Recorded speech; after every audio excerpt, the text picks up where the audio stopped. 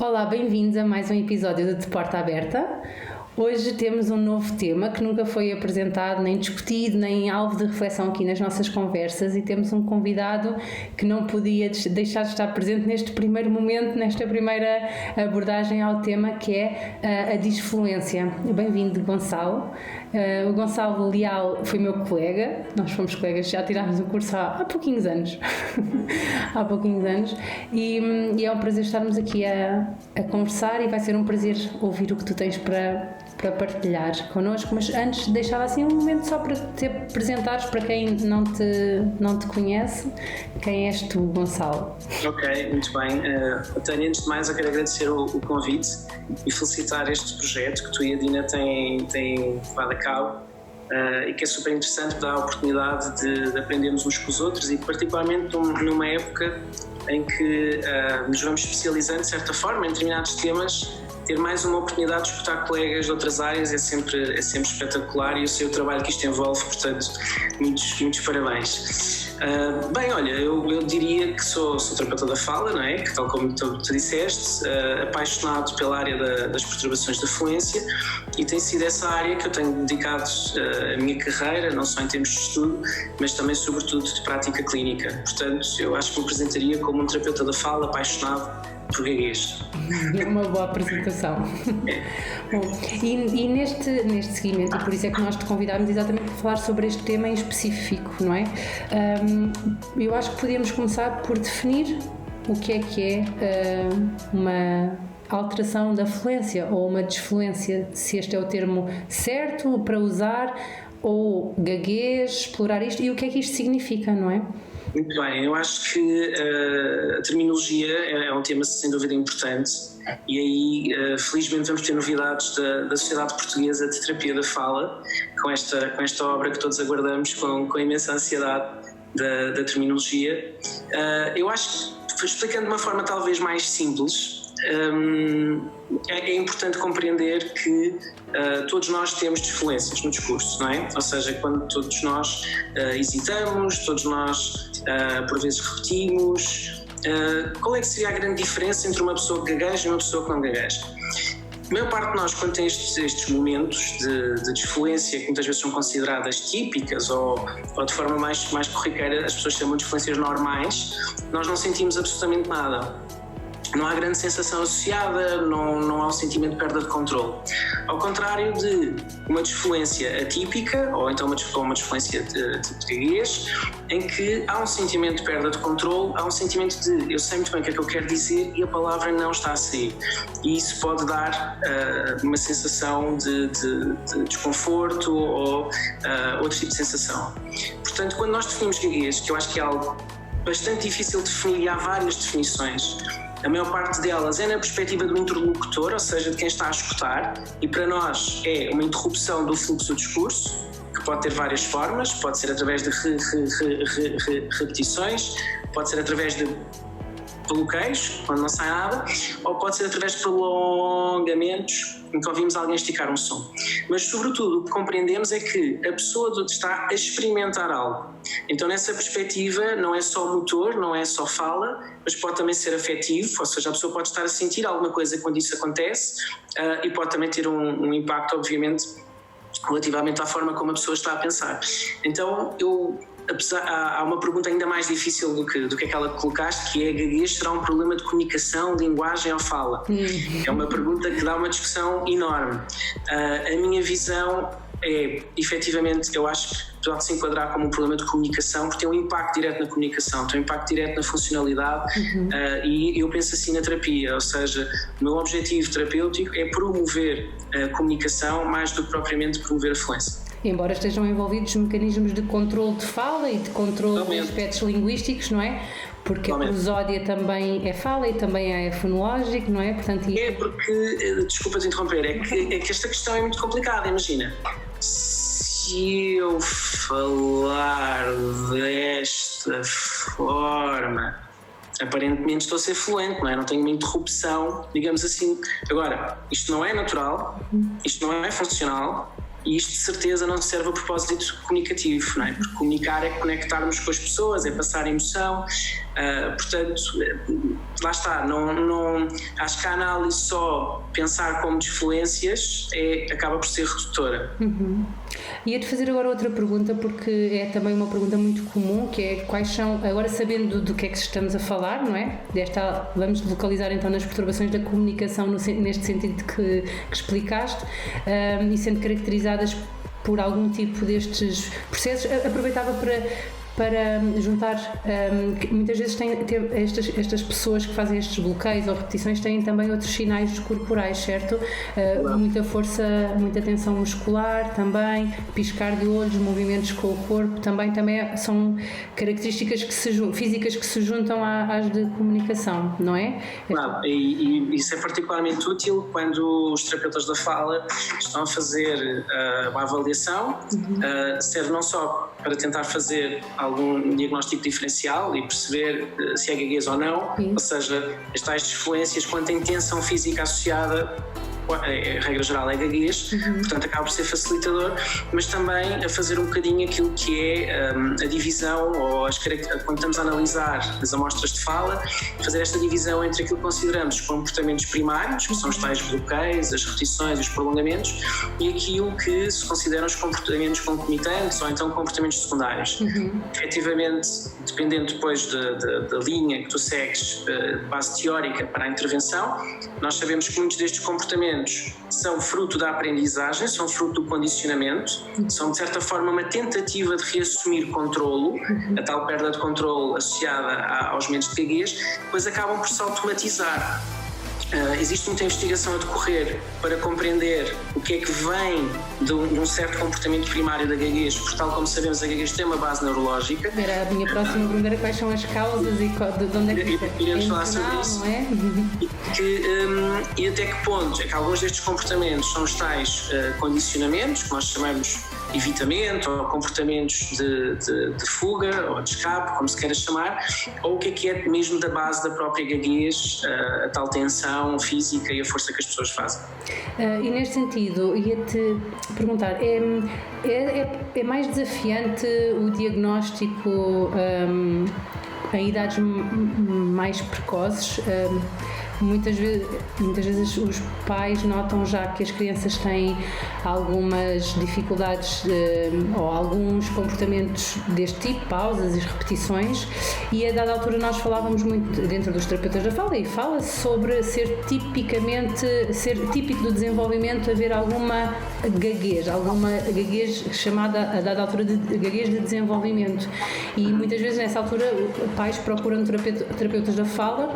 E qual é o desafio que tu tens sentido ou que os terapeutas da fala sentem no diagnóstico em idades? Estou a falar de 3, 4 anos. Como é que nós podemos já tentar perceber se é de facto uma gaguez ou se é uma dificuldade no planeamento de fala por aquisição da linguagem ou o que quer que seja? É uma ótima pergunta e envolve aqui várias frentes, digamos assim. Uma de terminologia. Efetivamente, uma das maiores confusões tem a ver exatamente com o que é gaguez de desenvolvimento. A gaguez de desenvolvimento, e o nome induz-nos em erro, é exatamente a gaguez que pode eventualmente se tornar crónica. Ou seja, a gaguez tem início na infância, particularmente dentro das idades da aquisição de linguagem, apesar da gaguez pode surgir desde os 18 meses até aos 12 anos, segundo a literatura, esta gaguez que estamos a falar, e depois persiste, e há colegas que chamam gaguez persistente de desenvolvimento, ou seja, inicia nessa altura, não é? Criança e depois persiste. O que se chamava muito antigamente era, e algumas pessoas ainda chamam, gaguez fisiológica, que era a tal gaguez transitória, e que se assumia como algo relativamente normal, mas hoje aquilo que a literatura nos diz é que, ponto número 1, uma criança gaguejar não é normal. Ou seja, se forem as tais desfluências atípicas de uma determinada frequência e com tensão, não é normal. Agora, o que é que acontece? Dentro desta faixa etária, particularmente os 3, 4 que tu estavas a referir, onde temos aqui o boom linguístico e onde está a grande parte do desenvolvimento da linguagem, há uma percentagem relativamente de crianças que gagueja e que efetivamente é gaguez, e que destas aproximadamente 80% recuperam sem qualquer terapia. Ou seja, como desaparece, era considerado como uma gaguez transitória relacionada com o desenvolvimento da linguagem. E até porque a gaguez tem relação com o desenvolvimento da linguagem. Aquilo que a literatura demonstrou, através da análise de neuroimagem, é que estas crianças que gaguejaram em algum ponto é como se o traço neurológico persistisse para o resto da vida, ou seja, é possível identificá-las com a neuroimagem que esta criança gaguejou. Continuam lá as alterações, só que encontrou de alguma forma, ou o desenvolvimento assim o permitiu, compensações depois, em termos funcionais, não se reflete no discurso gaguejado. Então, organizando aqui as ideias, o nosso diagnóstico diferencial é entre disfluências normais do desenvolvimento ou gaguez, e sabemos que as crianças em fase de aquisição de linguagem podem ter uma maior percentagem destas disfluências. Podemos ter casos que são de gaguez de desenvolvimento, mas que depois recuperam. Na literatura chamam recuperação natural ou recuperação espontânea, ou às vezes... Acontece com outros aspectos da linguagem e da fala. Recuperação assistida por terapia indireta, muitas vezes, por os terapeutas da fala. Portanto, mesmo em termos de investigação, é difícil determinar se é uma recuperação sem aconselhamento. E depois temos os miúdos que persistem a gaguejar, que nós chamamos de gaguez de desenvolvimento, e a partir de uma determinada idade, gaguez persiste em desenvolvimento, em que a possibilidade de desaparecer é muito reduzida. Ai, que agora tenho tantas perguntas para te fazer. Então, queria-te perguntar, acho que são relativamente objetivas. Primeiro, o papel do terapeuta da fala numa intervenção nesta altura, já que estamos a falar do diagnóstico nesta altura e sobre esta possibilidade de haver aqui um número de crianças que de facto já apresenta disfluência, que apresenta alterações. Qual é o papel do terapeuta da fala? Fazer intervenção ou não, e que tipo de intervenção, sem entrarmos aqui em grandes abordagens propriamente, não é? Muito bem, então o que é que eu acho que é essencial dentro desta faixa etária? Em primeiro lugar, eu acho que o grande desafio está na própria avaliação. Ou seja, eu recomendaria que qualquer terapeuta da fala que vá avaliar uma criança de 3, 4 anos com suspeita de gaguez, que peça antecipadamente vídeos de casa à família. Ou seja, peçam 2, 3 vídeos de uma situação do cotidiano, como por exemplo a família à mesa, ou algo natural, porque o que acontece muitas vezes é que a gaguez infantil tem enorme variabilidade, não só infantil, mas particularmente nas crianças, e uma das relações com a linguagem tem a ver com a complexidade linguística. Então o que é que acontece? Às vezes as crianças chegam ao nosso consultório, não nos conhecem de lado nenhum, é aquele primeiro contacto, fazem um discurso muito pobre, frases simples, e a gaguez não aparece. Então podemos correr o erro de ter um erro diagnóstico e dizer que está tudo ok. Isto às vezes acontece. Portanto, logo como primeira medida, peçam vídeos de casa. Com base nesses vídeos, nós conseguimos identificar se estão ou não presentes estas disfluências atípicas, nomeadamente bloqueios, prolongamentos, repetições, tensão física, outros movimentos associados. Então, só para relembrar uma coisa que eu acho que já disseste várias vezes, mas para enfatizar que é muito importante identificar o tipo de alterações de disfluência. Não é só ter uma disfluência, é o tipo de alterações. Não é só a frequência, porque já se aparece muito, mas sim o tipo. Nós analisamos o tipo de disfluência que é, vemos a quantidade, que é a frequência, vemos a qualidade, o tipo que é, e vemos ainda depois se são longas, se são curtas, se são tensas, ou seja, há uma série de análises que nós fazemos. E provavelmente o impacto também, desculpa interromper-te, o impacto que tem logo na comunicação é também um dado importante. Sim. São perguntas muito importantes, que é, a criança já tem consciência, ou seja, vemos com a família se a criança já tem consciência, faz algo para evitar gaguejar, ou seja, são crianças em dias mais difíceis que falam menos, a criança verbaliza sem frustração, a criança, se vocês sentem que troca palavras, ou seja, há várias perguntas, e depois aquilo que para nós é muito importante é uma análise dos fatores de risco. E que fatores são estes? O primeiro, e talvez aquele mais conhecido, é se há algum familiar que gagueja. O nosso conhecimento mostra que grande parte dos casos de gaguez há um familiar que gagueja porque há questões genéticas envolvidas. Até hoje já estão identificados 4 genes associados à gaguez, pensa-se que sejam muitos mais. Portanto, esta é uma pergunta importante. Se há um familiar direto que gagueja, isto é uma criança que tem alto risco de desenvolver gaguez de forma crónica. Outros fatores importantes é como é que foi o desenvolvimento, particularmente da linguagem. Nós sabemos que crianças que tenham alterações, particularmente de linguagem, podem ter maior dificuldade em sair do quadro de gaguez. Queremos saber quando é que começou a gaguejar. Nós, em termos de literatura, aquilo que se diz é que crianças começam a gaguejar antes dos 3 anos e meio, têm maior probabilidade de sair de um quadro de gaguez, portanto aqui é uma coisa boa, o facto de quando começa mais cedo. Compreendendo que também esta pergunta não é totalmente objetiva, esta pergunta na verdade é quando é que os pais se deram conta que ele começou a gaguejar, porque a gaguez pode ser muito gradual e os pais não se aperceberem. Outras questões importantes é como é que a gaguez tem variado desde que começou, se tem tido altos e baixos ou pelo contrário tem sido algo que tem se intensificado e isso é cada vez mais difícil. Esta variabilidade é indicador de maior probabilidade de desaparecer. Sabemos que as meninas têm maior probabilidade de recuperar que os meninos, portanto o género é uma questão importante, tal como sabemos se o familiar que gagueja for uma mulher, muito provavelmente estes genes são mais fortes, estas mutações provavelmente são mais fortes. Portanto, há uma série de perguntas que fazemos exatamente para determinar estes fatores de risco e perceber se vamos para avançar já para a intervenção, se vamos avançar para uma terapia indireta, se para uma terapia direta. Eu acho que fizeste esta pergunta também para ficar assim bem claro que é possível que o terapeuta da fala recomenda a intervenção aos 3, 4 anos, que não Sim, pode não ser tarde, ou não, ou para outro caso pode não fazer sentido fazer uma intervenção direta já e fazer a intervenção indireta, ou para outro caso até pode fazer sentido não fazer ainda nenhum tipo de intervenção, não sei, não é? Portanto, mas não é tarde, ou seja, não é cedo demais, quero dizer também. Para alguns casos não é cedo demais.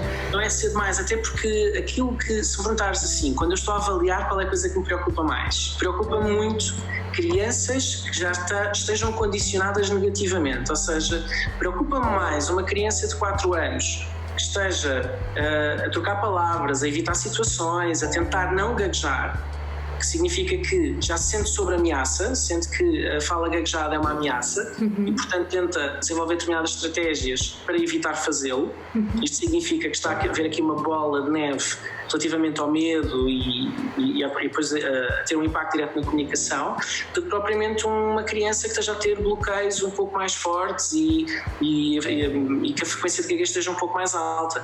Até porque, nestas idades que estamos a falar, a gravidade da gaguez, ou seja, a frequência maior ou a tensão física maior, não prediz necessariamente a recuperação ou não da criança.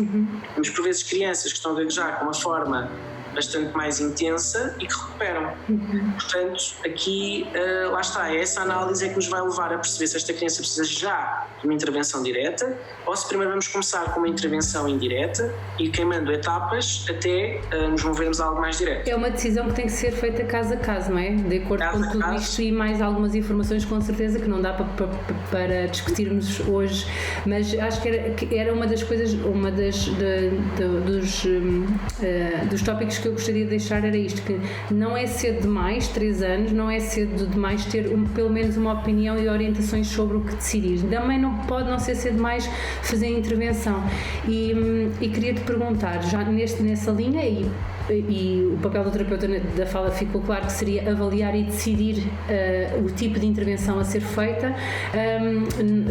Queria assim talvez desfazer aqui um mito ou não, ou discutir isto, ou uma ideia pré-concebida ou não, queria que me dissesses tu se é ou não, sobre a não recuperação total ou sim a recuperação total destas, ou seja, uma criança com 3, 4 anos que tem alterações e que gagueja e que é alvo de intervenção atempada, qual o resultado e pela tua experiência destes anos todos também, e a literatura, não é, que fundamenta isto?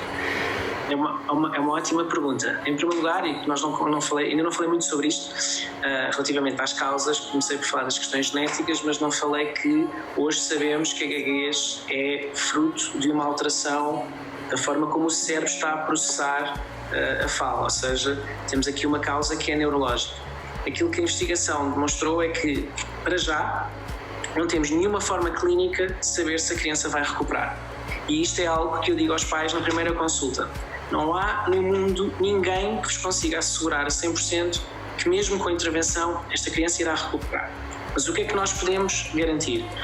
Nós conhecemos e compreendemos a forma como a gaguez se pode desenvolver. Percebemos que variáveis é que podem interagir e tornar o caso mais difícil ou mais grave.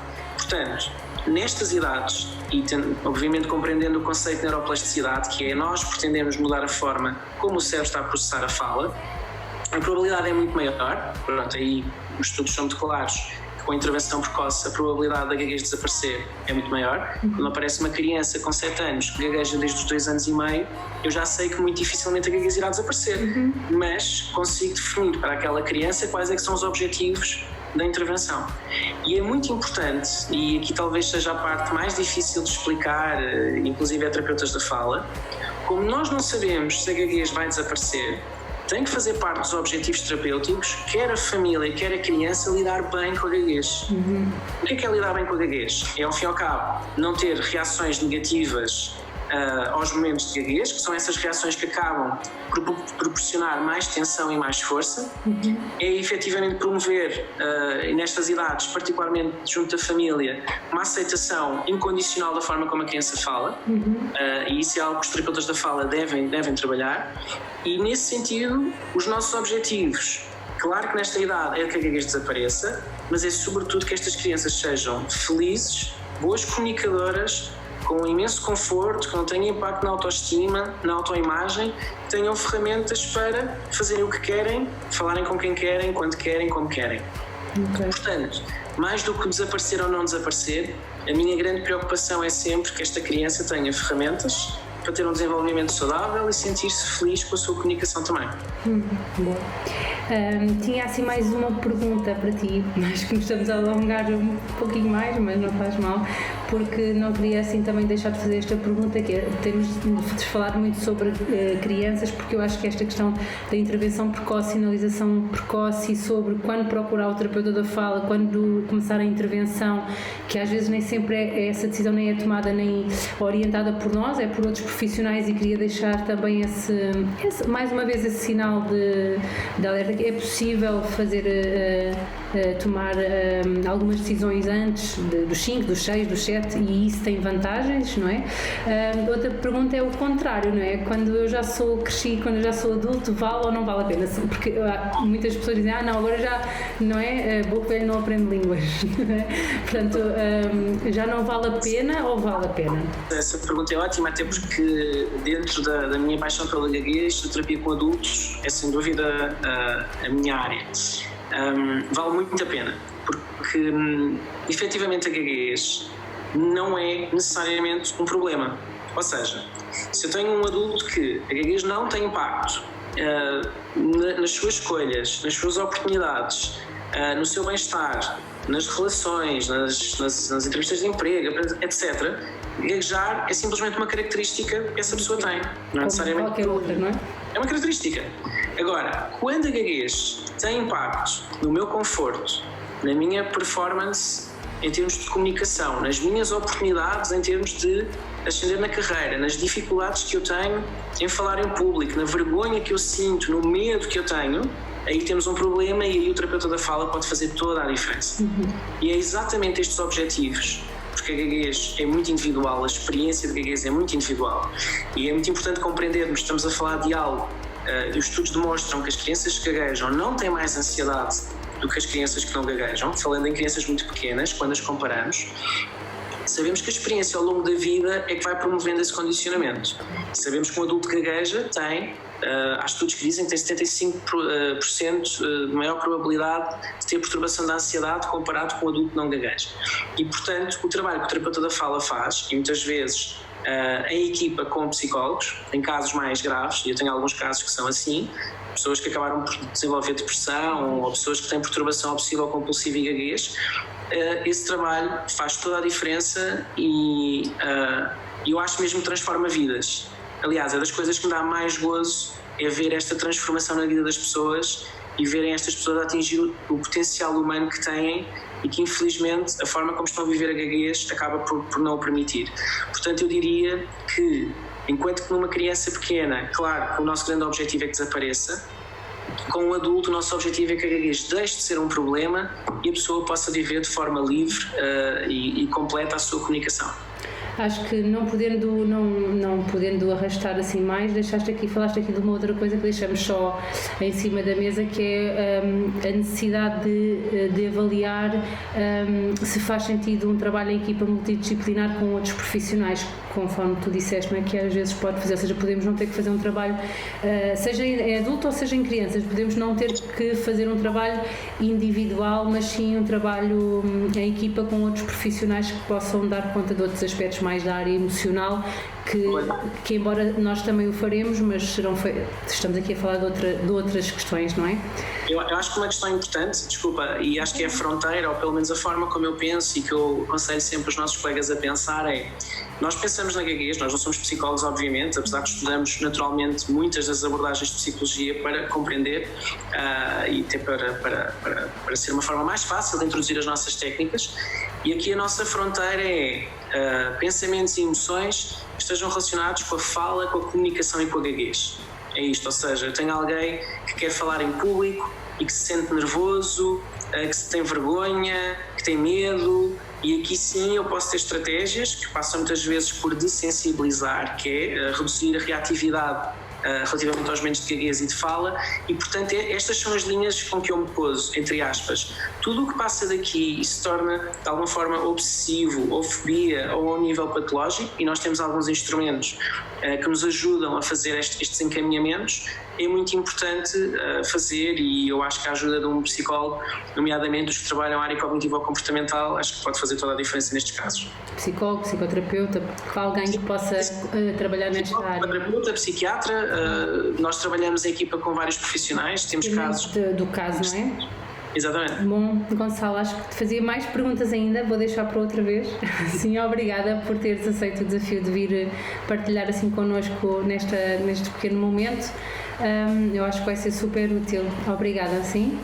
Eu é que agradeço o convite e desculpa lá se te atropelei imensas vezes, que eu começo a falar sobre este tema e não me calo. Não atropelaste nada, acho que foi mais ao contrário, com a ânsia de fazer perguntas. Bom, e a todos que nos estão a ver, desejo assim umas boas semanas e até ao próximo episódio. Adeus.